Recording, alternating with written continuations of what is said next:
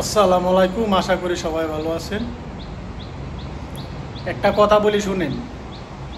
এই যে যাই ছেলেটা, আলহামদুলিল্লাহ গতকালকে সে সারা পাইছে, কিন্তু একটা কথা আপনারা চিন্তা করছেন, ছেলেটা টিকটকে ভাইরাল হওয়ার পরে এই যে আশরাফ, যার মোবাইলের দোকান, সে কী করছে, তাকে ফুসকিয়ে বাসকিয়ে তার কোম্পানি থেকে নিয়ে এইরকম ফেসিলিটি দিবে, এই দিবে সেই দিবে, এইগুলা বইলা ছেলেটাকে নিয়ে প্রথম যে ব্যবহার করছিল সেই ব্যবহারের সাথে তার কথার কোনো মিল নেই। সেইটা জাহেদের কাছ থেকে শুনেন।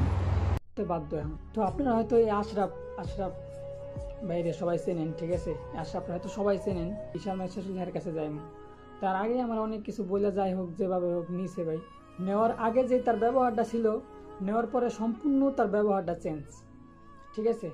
সে এই ফ্যাসিলিটি দিবে, ওয়া দিবে, বিভিন্ন কথাই বলছিল হয়তো, কিন্তু নেওয়ার পরে তার ব্যবহারের মধ্যে চেঞ্জ, সময় অসময় সবসময় পেইনফুল, একটা পেইনফুলি।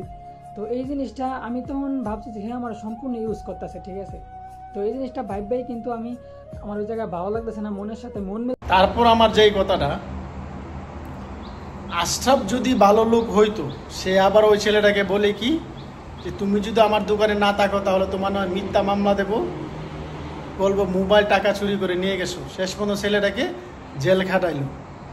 আসলে কি বলবো, বাংলাদেশি না, বাংলাদেশি তো বাংলাদেশি গোয়া মারতে পারে বেশি।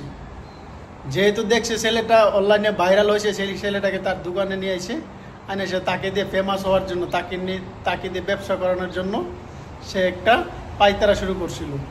কিন্তু এই যে একটা ছেলে জাহিদ যে কথাটা বলছে যে ওর সাথে আমি মানসিক শান্তি পাইতেছি না, ওর সাথে আমি মানসিক শান্তি পাইতে, তো ওর সাথে আমি কাজ করবো কিভাবে?